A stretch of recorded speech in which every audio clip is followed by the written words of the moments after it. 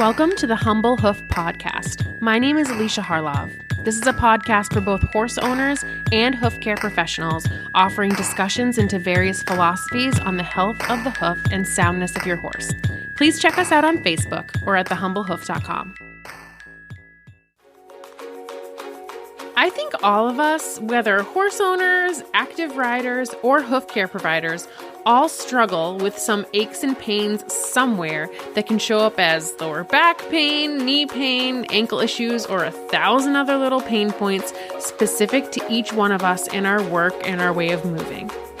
A friend reached out to me about how she has learned from James Shaw from Ride From Within about minute but really significant changes we can make in our movement that can help us to prevent and even rehab injuries to our own bodies that we acquire through our daily work with horses.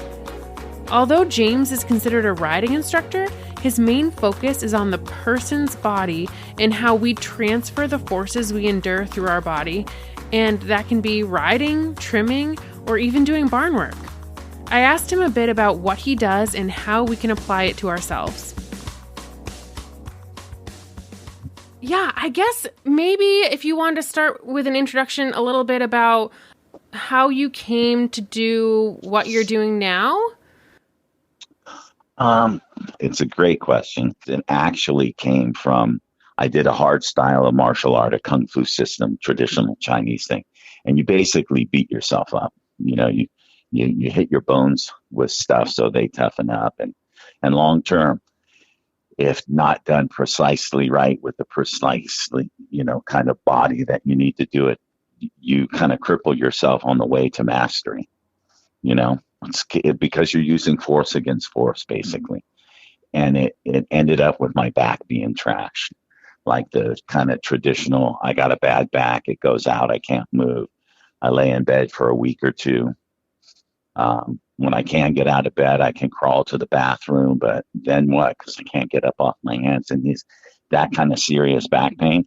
So I was healed, not like slap on the forehead healed, but through a series of awarenesses and different teachers saying, you have to let go here, you're blocking here. Basically, I was using my back and my legs to leverage against everything.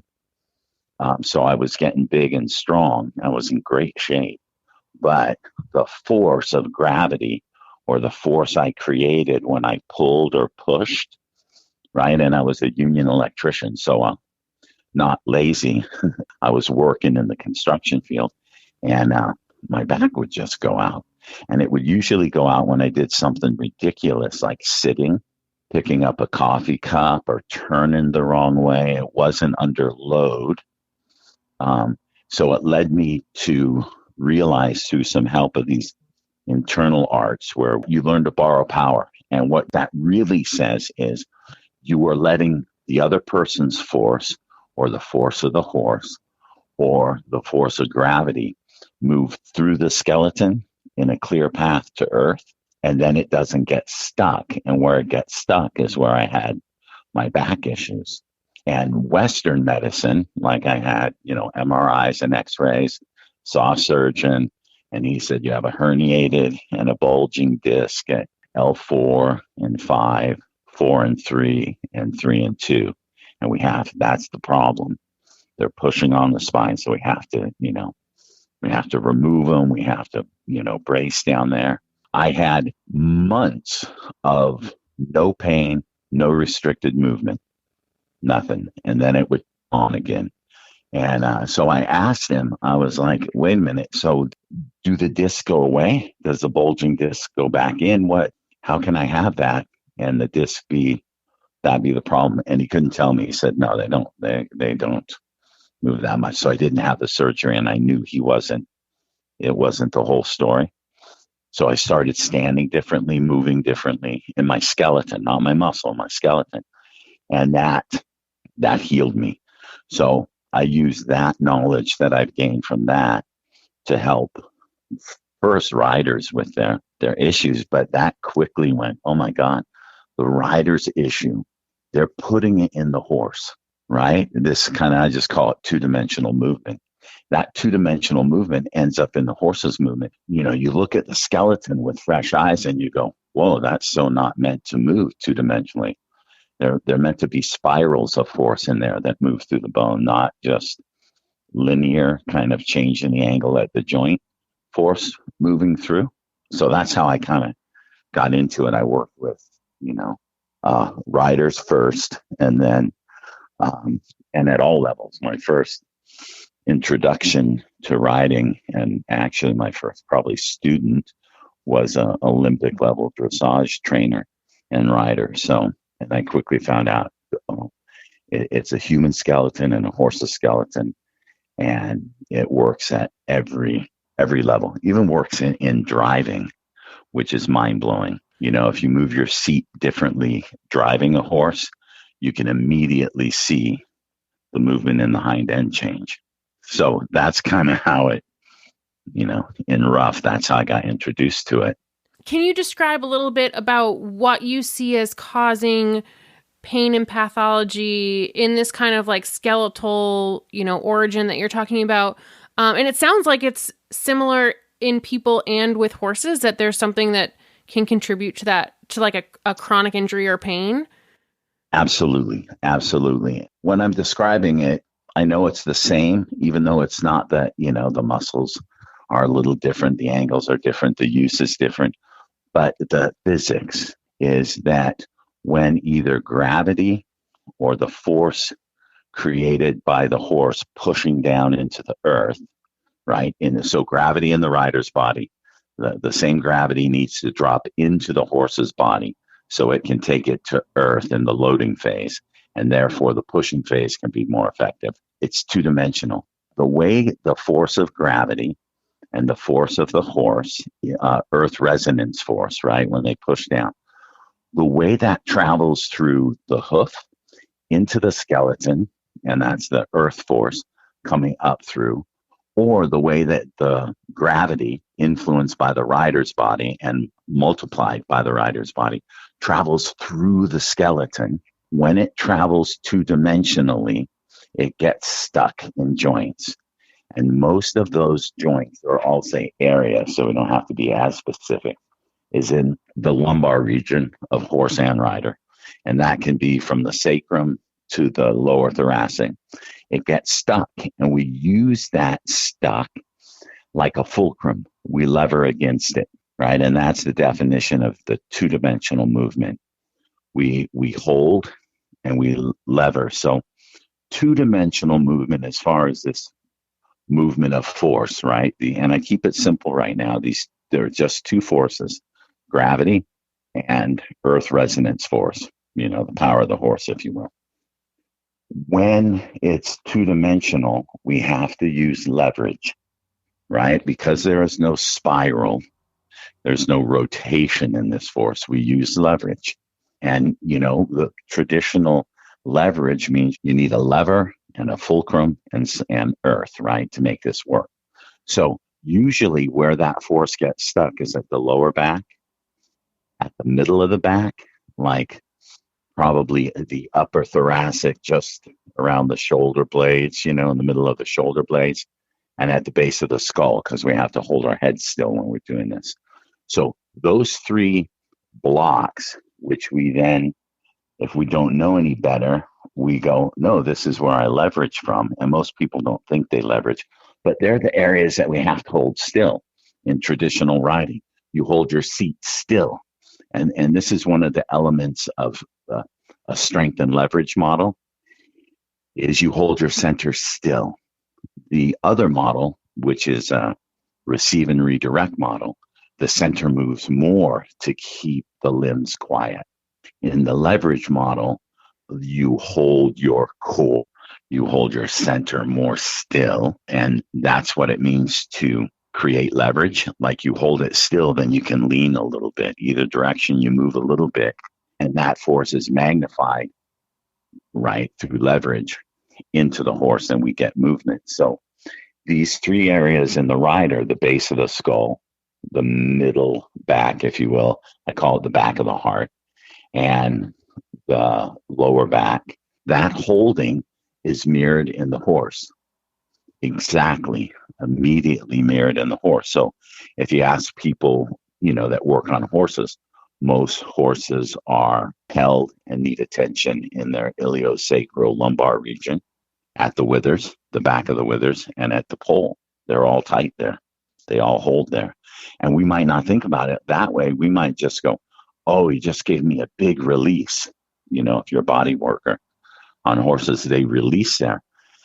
That release is a symptom or a solution to force not flowing through the skeleton, right?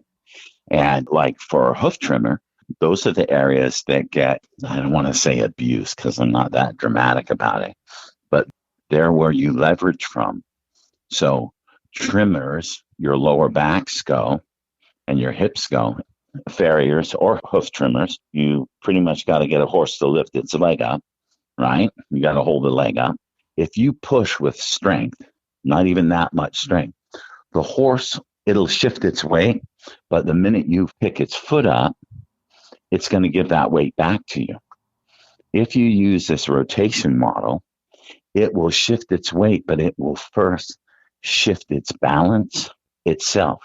It will move its bones in such a way that it can stand on three legs, and it's gravity, it's the weight. So I interchange weight and gravity because, we wouldn't have these problems if we were training on the moon because of lack of gravity, or if we were in water. So when you rotate in your body, and I'll just use that knowing that there's a lot to that. When you rotate in your body, the horse gets to rotate and it shifts its weight in a way that it is balanced. It's not keeping its balance. So this is a big principle that when we're not balanced, we keep our balance. You have to hold with your muscles to keep yourself balanced. When you are balanced, your bones are balancing you because the force of gravity is flowing through them and not getting stuck anywhere, right? There's a clear path to earth, if you will. And it's the same, but more dramatic when the power of the horse enters the human body. When we receive the power of the horse through our sit bone, if we restrict it, yes, it fills the pelvis. It may get into the sacrum or not. It may get down the leg or not. But we have to hold tight or we lose our balance. So that's the difference in the saddle. We're keeping our balance in the saddle or we're being balanced. Now, it's much easier to keep your balance because you don't have to have any knowledge to keep your balance. The body will tighten up and hold quite freely, and it does quite regularly. So when we learn these techniques to move more, to move the force, all of a sudden, everything frees up. And in this model, it's very clear if you ride in a certain type of saddle, like if we could boil it down, even though I know we can't, to two saddles, English or Western. In the English saddle, your hips and your lower back go, pretty much, because how it's not the saddle, but how that those angles affect this strength and leverage model. So in English saddle, pretty much your hips and your lower back are what wear out, because where you hold this strength against the power greater than yourself, and the horse is definitely the power greater than ourselves, and gravity long term is a power greater than yourself. So English type saddle, hips and back go. Western saddle, back and knees go. And you see it in the way people move. If somebody walks up to you and you can see the moon, full moon between their knees, you probably know they rode Western, And if somebody comes, just very stiff and upright, you probably know that they rode in an English saddle. Now, these are stereotypes, but what I'm saying, this is the evidence that presents itself if you know what you're looking at. These blocks against gravity and blocks, today you could call them bracing. It's where we brace, but they're actually solutions. The other model, what healed me, totally outside of riding, and what has helped other people is when they start moving their skeleton in a way that biomechanically you can trace it right down to probably about 10 muscles. When they start putting this third movement, this rotation in their seat, the force flows through there. That's why my back healed without any surgery, without any changes other than the awareness of this blocking of this force, mainly gravity, and the force I created by pushing into the earth. It's on a human skeletal level that we see it, right? It's not discipline or how you're using it. Other than the healing part of that, it creates a tremendous amount of power with rotation as opposed to strength and leverage, which is dependent on, basically the strength in the body. So when you start to rotate, you find there's a tremendous amount of power, and horses absolutely relate to it completely different. They move completely differently. I remember you mentioning on your website the third movement of the pelvis. So can you kind of break down what that is in itself? Because I know that seems to be, or it sounds like that seems to be sort of like that's the key. Yeah. Yeah. That's the, if it's there, it's there. If it's not, it's not. And it's like everything changes.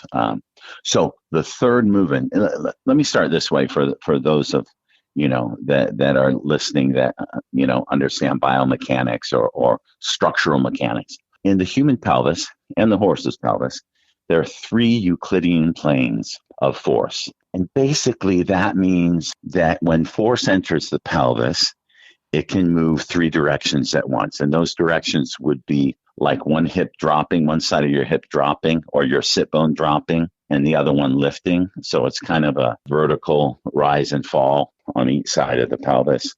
There is a tilting of the pelvis that happens structurally. It happens at the femur joint, the ball and socket of the hip. So you can tilt your pelvis and your socket will rotate slightly on the ball joint without the ball joint moving.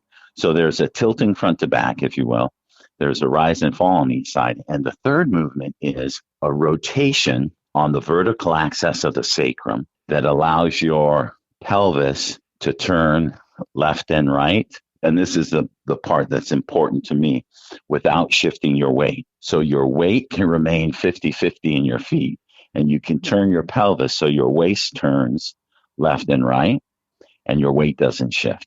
So that third Euclidean plane, if you will, that rotation of the pelvis, and I say the origin of the rotation is at the sacrum, because when you change the angle of the sacrum, all of a sudden it can rotate, but your weight shifts and it's kind of going down the wrong road. So those 3 movements are present when we are balanced, not keeping your balance. If there's no rotation in your pelvis, then you're keeping your balance. If there's no rotation, you have to hold tight and you have to lean in your upper body to shift your weight, right? So this all ties into these 3 movements, tie into how you shift your weight before you move instead of moving and then your weight following, meaning like you take a balanced step, your heel hits first, you lift your back heel, your weight shifts into the ball of the front foot, and then you turn your pelvis and your foot comes down without any weight in it. Then you move your mass or your weight over it. This third movement has to be there for that to happen. So that's the third movement. The third movement is a rotation of the pelvis, and the center of that movement is in the sacrum. And so in a nutshell, that's it. There's a rotation in there, and it can be very small that most people won't see it. But when you get it, you absolutely know it. Your body knows it at a cellular level. The brain doesn't always get it. But when you get it, well, it can change everything. For me, it changed everything. I went from this chronic back pain to no back pain because that movement changed the force of gravity through my body. Yeah, and I'm sure that it's, imperative to work with somebody like you who understands what this is and how to kind of address it. But is there anything that maybe horse owner, rider, farrier could start trying themselves, like a first step that you might do with someone when you first meet them? Sure. The first thing that I do, that I teach, because we look at the center, these 3 movements that I kind of described are in your center, right? And if you think of in riding terms, they're your seat. It's the alignment of, let's say, four bone structures: the lumbar, the sacrum, the pelvis, and the femur bone. That in your body that's your center. That's where the force gets transferred. So knowing that, the first thing that I ask people to do is become aware of where your weight is in your feet. And most of us, if we stand and get still, through however you get still, maybe a couple breaths, maybe, but calming the thinking mind, getting into the sensing mind, if you will, more the right brain. Most of us find that our weight is in our heels, right? And it's interesting, through 25 years of clinics, we might not even think our weight's in our heels, but any outside force, your weight goes exactly into your heel immediately, like ounces of force, not pounds. So the first thing I do is ask people to become aware of where their weight is, and they'll usually find it in their heels. So what we do is through the center, right, through the pelvis, is the first thing we do is push the whole center back a little bit, meaning most of us bend forward at our hip joint, right? So our hips are forward and our mass is behind us, like our upper body is a little bit behind us. And that movement creates too much curve, if you will, in the lumbar, to keep it simple. So we overarch the lower back. That hips forward also causes the femur head to rotate out slightly. So most people's heels are in, right? Their heels come in when they're just standing. If you observe most people, their toes aren't really out, their heels are in. Could look like the same thing.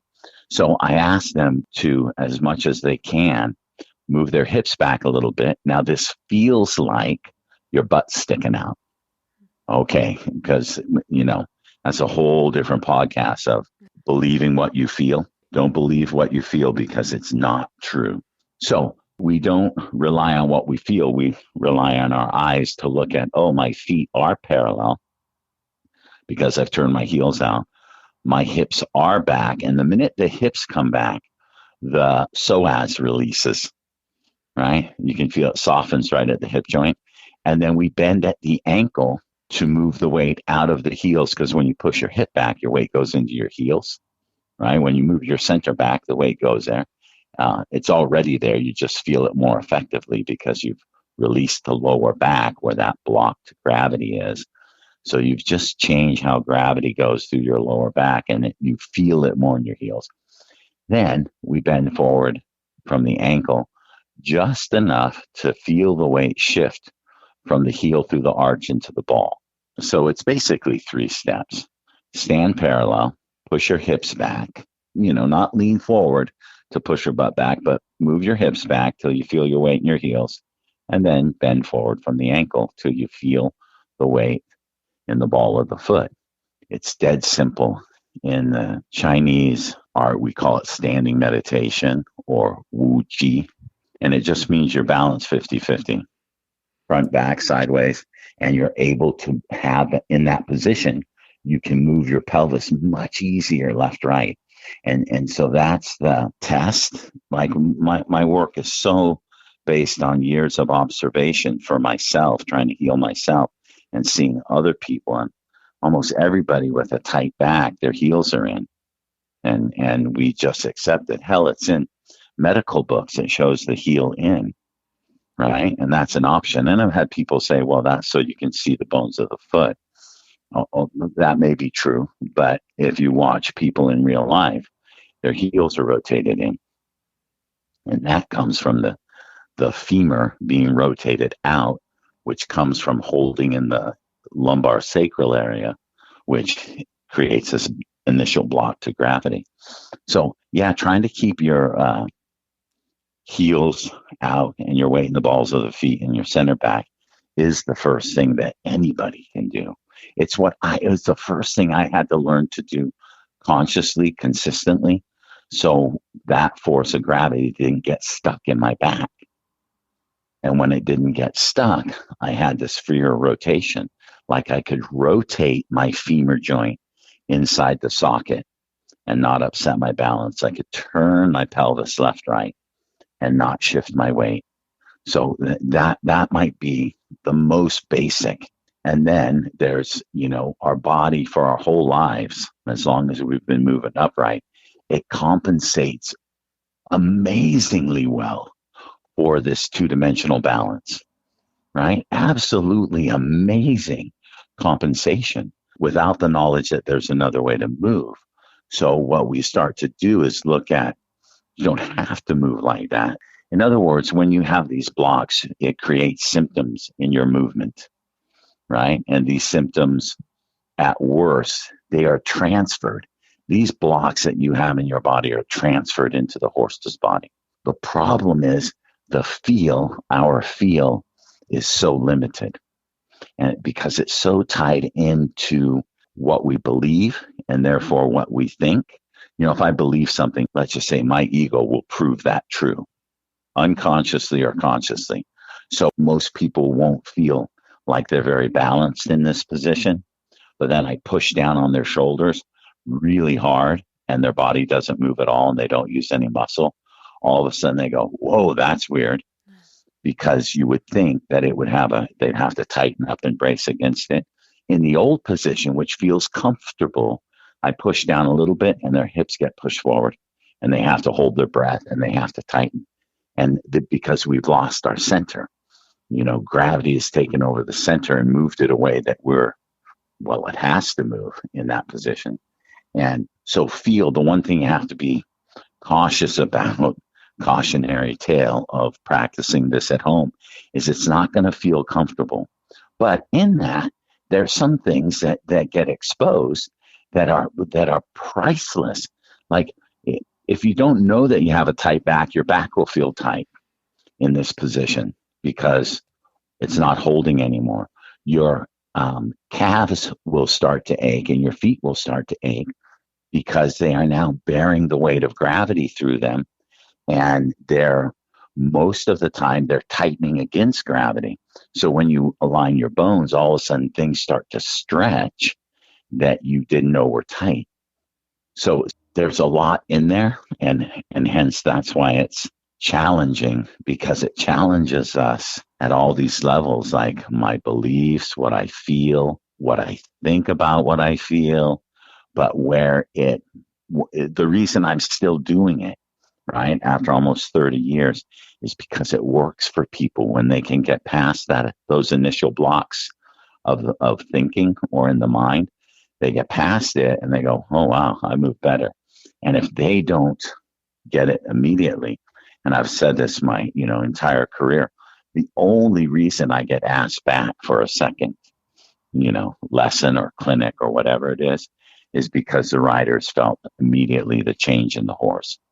Wow. In a positive way. And just like hoof trimming, I just, like I said, I work with hoof trimmers and farriers and for around 20 years and in depth, one-on-one, come with them, watch them trim, mostly adjust their body to round in the lower thoracic spine. So most people don't understand that you can round in the lower thoracic, and that takes some of the curve out of the lower lumbar, which allows the force to get out of the sacrum and the lower back down the femur bones, where then you can rotate them in slightly into your foot into the ground, and you're then not leveraging off the ground, which, your lever comes from your fulcrum, that's your lower back holding tight. So it works across the board. And when we feel better, right, when the horse moves differently, we know it's the truth. Even though I might not explain it the way that most people would think about it or understand it, but when they feel better and they move freer, they're hooked, because it's not me selling them something. It's their body telling them this is better for us, if that makes sense. Yeah. Yeah. And I would love if you had any last minute tips. I know that you just talked about trimmers and farriers and how it can affect how we're feeling, what we're feeling in our bodies when we're working. Mm-hmm. But I wondered if you had any last minute tips for something that we can focus on maybe at the next appointment that we go to. Because I know that I feel like all day long, I'm just like bending over. And actually for me, where I feel the most pain, like I don't feel pain when I'm bending over and working on horses all day. It's when I go to stand up after. Exactly. Perfect. Because what you do, you put your bones in a position, let's say, not as efficient structurally as it could be. So that inefficient structural alignment, the muscles then unconsciously jump in and hold you. And the muscles hold and they hold and they hold as long as you're doing work. And then they tighten up a little more if it's, if the horse moves. So we tighten up in that position, but then we're not free just to stand up and move because we've been holding our center. So could put it this way, and I know that it's maybe oversimplified, but if you can keep your lower back rounded, which means what you're really doing is you're changing the angle of your sacrum at the same time taking some curve out of the lumbar spine to allow the force of gravity to come through you. Now, remember, if you're holding the foot, it's also the weight of the horse, right? The weight of that holding. And then it's the force of you using a rasp, right? You've got to create and push. So that force all goes. It's like the central hub is your lumbar sacrum. And if it doesn't get through there, it'll get stuck there. If it gets stuck there, you have to hold tight. And the body will incorporate all the muscles to hold it tight. And like you said for yourself, I won't feel it till I try to stand up. Yeah. So if you can, try to keep the lower back open, if you will, so you can feel the angle of the sacrum change. And that will affect that you'll feel it in the tilt of your pelvis, although it's different than tilting the pelvis, right? It's structurally, it's different. And then try to keep the weight in the balls of your feet, right? Not back in the heels. Just check that the weight's in the balls of your feet, but your butt is down, right? It feels like your tailbone drops when the angle of the sacrum changes. And that might go a long way. So basically what I'm saying, 99% of the people that I've met and worked with have these symptoms of keeping their balance. So if you just kind of open your mind and go, now, wait a minute, did I get in a hurry? Am I in a hurry? Am I distracted from how I'm moving my body, holding it because of all the reasons we get distracted in our life? But just feel where your weight is. Feel where you're holding, if you will, where you're bracing against the horse. And you can release that. But you have to have that awareness first. Kind of expanded self-awareness is how we start this journey, right? Because I'm always the problem. Therefore, I'm always the solution. It's not the horse. It's not the owner. It's not, certainly those things are true and they happen. But as far as helping myself, I'm the problem. I'm the solution. Like you could go to body work or a chiropractor. I went to the chiropractor. Some of my best friends are chiropractors, and I'd see them 2-3 times a week. And for 8 years, I still had back pain. They were helping me, but they couldn't get to the root of the problem because I was the root of the problem, how I use my body, right? So if you can just identify where your weight is, that's one of the first steps to that awareness. And then anytime, anywhere, people can call me, they can email me. Calling me is better because, I don't like being a slave to my email. I will freely talk to anybody anytime about this.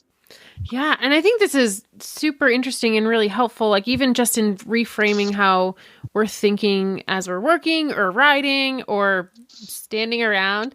Yes. And I think that, obviously we could talk about this forever.